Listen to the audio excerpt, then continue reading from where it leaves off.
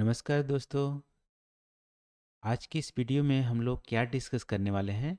आज की इस वीडियो में हम लोग हीट वेव को यहाँ पे डिस्कस करेंगे।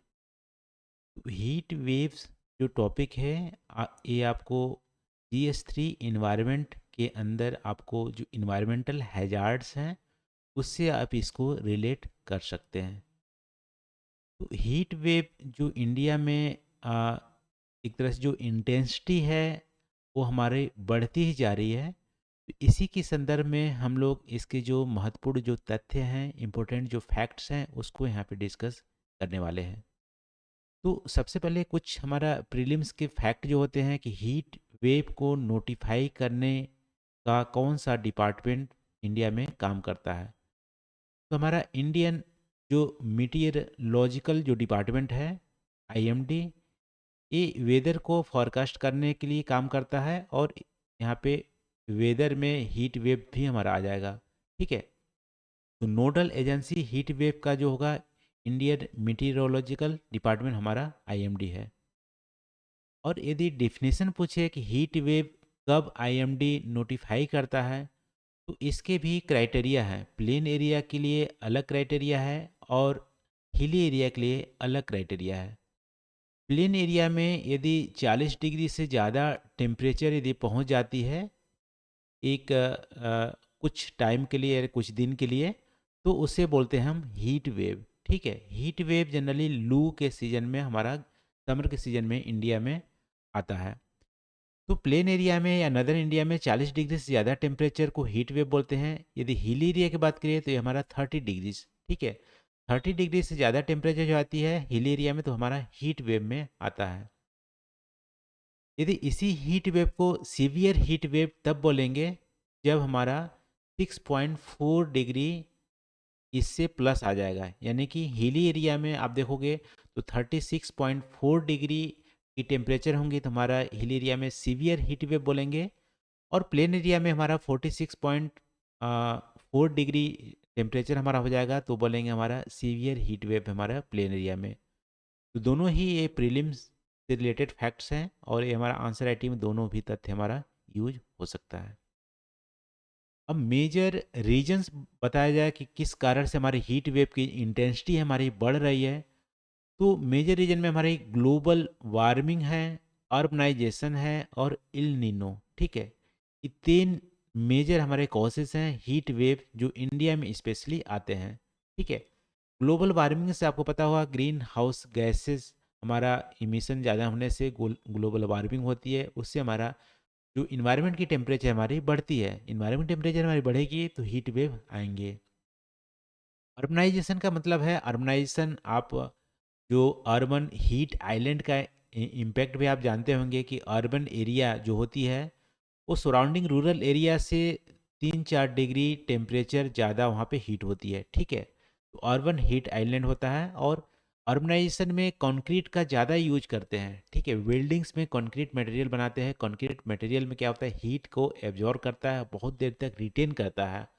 और साथ ही साथ हीट को पास होने यानी कि जो हीट एक बार आ गया उसको निकलने में ज़्यादा टाइम लगता है। इसीलिए हमारा अर्बन एरिया में ज़्यादा टेम्परेचर होते हैं। ठीक है। तो अर्बनाइजेशन इल निनो से भी हमारी टेम्परेचर जो है वो हमारी बढ़ती है। मानसून यहाँ पे कम होता है। ठीक है। रेनफॉल कम होगी तो टेम्परेचर हमारे बढ़ेंगी। तीनों ही मेजर काउसेस हैं यहाँ पे हीट वेव इंडिया में आने का। अब एस्टिमेट के अकॉर्डिंग आप देखोगे तो हमारी नदर इंडिया में 1990 के बाद आप देखोगे तो एवरेज जो टेम्परेचर हमारे राइज किए हैं 0.5 से 0.9 डिग्री। ठीक है। तो ग्लोबल वार्मिंग का इम्पैक्ट यहाँ पे आप देख सकते हो। समर सीजन में बात हो रही है। और समर सीजन में पूरे जियोग्राफिकल एरिया की बात करें, सिर्फ नॉर्थ इंडिया नहीं, पूरे जियोग्राफिकल एरिया की बात करें तो 2021 से 2050 तक हमारी एवरेज टेम्परेचर हमारी 2 से 3.5 डिग्री सेंटीग्रेड राइज करने वाली है। ठीक है। तो इसका मतलब साफ है कि फ्यूचर में इंटेंस हमारी हीट वेव्स आने वाले हैं। ठीक है। हीट वेव्स हमारे इंटेंस आने वाले हैं और शार्प इंक्रीज होने वाली है अर्बन हीट आइलैंड इफेक्ट। ठीक है। अर्बन एरिया में जो हमारी सराउंडिंग एरिया से ज़्यादा टेम्परेचर होती है उसमें भी हमारा इंटेंस हमारा राइज होने वाला है। तो इसके लिए हमें प्रिपेयर करने होंगे, क्योंकि हीट वेव हमारा हेल्थ के लिए भी बहुत ही नेगेटिव इम्पैक्ट डालता है, ठीक है। हीट स्ट्रोक होते हैं, उससे कि ह्यूमन की डेथ हो जाती है। इसके अलावा इवोपरेशन का स्पीड जो है वो हमारा बढ़ जाता है, जिससे कि वाटर रिसोर्स हमारा तेज़ी से डिप्लीट करते हैं हीट वेव आने से। इसके कारण हमारा एग्रीकल्चर की प्रोडक्टिविटी घट जाती है और एनर्जी का जो डिमांड है बढ़ जाता है। अब देखो, एनर्जी की प्रोडक्टिविटी घटेगी तो हमारी फूड इनसिक्योरिटी होगी, और एनर्जी की डिमांड यदि बढ़ेगा तो हमारा ग्रीन हाउस गैसेस का इमिशन और ज़्यादा होगा, और ज़्यादा होगा तो ग्लोबल वार्मिंग बढ़ेंगी, ग्लोबल वार्मिंग बढ़ेंगी तो हमारा फिर से हीट वेव और ज़्यादा होगा। तो यहाँ पे जो विशियस साइकिल है वो हमें यहाँ पे देखने को मिलता है। तो ये हमारा इम्प्लीकेशन है हीट वेव का, ठीक है। अभी हम लोग डिस्कस किए कि हमारा हीट वेव्स क्या होता है, और हीट वेव के कॉजेज़ क्या हैं, हीट वेव्स के क्या इम्प्लीकेशन हैं, हीट वेव्स हमारी इंटेंस हमारी राइज होने वाली है इंडिया में इन फ्यूचर। अब इसके लिए क्या मिटिगेशन मेजर्स लेंगे? तो मिटिगेशन मेजर्स में सबसे अच्छा जो हमारा तरीका है वो अर्बन फॉरेस्ट्री है, क्योंकि अर्बन एरिया में हीट स्ट्रोक हीट वेव ज़्यादा देखने को मिल रही है। इसलिए अर्बन एरिया में अर्बन फॉरेस्ट्री करने की ज़रूरत है, ग्रीनिंग हमारे करने की ज़रूरत है अर्बन और रूरल दोनों एरिया में, ठीक है। खासकर अर्बन लैंड स्केप में हमारी अर्बन फॉरेस्ट्री करने की ज़रूरत है। इसके अलावा एक और कॉन्सेप्ट अच्छा है कि एक पर्सन में एटलीस्ट 7 ट्री होनी चाहिए अर्बन एरिया में, ठीक है। अर्बन एरिया में एक पर्सन में पर पर्सन 7 ट्रीज होने चाहिए। इसकी वजह से हमारी हीट वेव या ग्लोबल वार्मिंग जो इम्पैक्ट है वो हम मिनिमाइज कर सकते हैं। दूसरा कॉन्सेप्ट भी हम लागू कर सकते हैं। इसके अलावा वेटलैंड्स को एक्सपेंड करने की ज़रूरत है, क्योंकि हमारा जो वेटलैंड्स हैं वो कार्बन सिंकिंग का काम करता है, ठीक है, और इकोलॉजिकल बैलेंस को मेंटेन करने का काम करता है। तो अर्बन एरिया में जो हमारी वेटलैंड्स हैं वो हमारी डिप्लीट कर रही हैं, उसको रिस्टोर और एक्सपेंड करने की ज़रूरत है। ये भी हम मेजर्स ले सकते हैं।